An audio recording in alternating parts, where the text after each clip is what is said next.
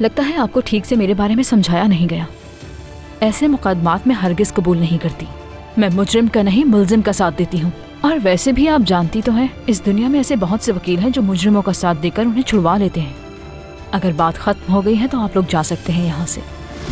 अगर मेरे लॉयर के पास चले जाते तो वो इंसानों की तरह पेश तो आता। तुम जो थी बेहतरीन के पास लेके गई और देखा कैसे पेश आई। लेकिन उसने कहा था कि वो अपने काम के लिए बहुत मुखलिस है। मुझे क्या पता था वो ऐसी होगी। वो औरत सिर्फ एक चीज में अच्छी थी, लोगों की बेइज्जती करने में। उसने मना कर दिया है, वो केस नहीं लेगी ताहिर का। जाहिर सी बात है, जो केस वो जीत नहीं सकती तो वो क्यों लेगी? हद होती है। तो अब क्या होगा फिर शकरान?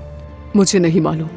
अब हम नया वकील इस केस के लिए कहाँ से ढूंढेंगे? परेशान मत हो, कोई ना कोई हल निकल आएगा। गामजे को आने दो, फिर इस मसले पे बात करते हैं। मैंने वो घर बेच दिया रिशद साहब, इस बात का मुझे बहुत अफसोस है। बिल्कुल ऐसा ही है फातिमा साहिबा, बिल्कुल ऐसा ही है। उम्मीद नहीं थी कि आप ऐसा करेंगी।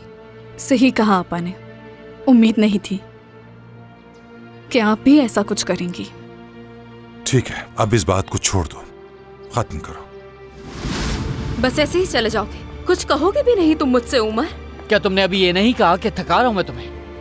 कम से कम पुराने दिनों की ही खातिर कोई अच्छी सी बात ही कह दो।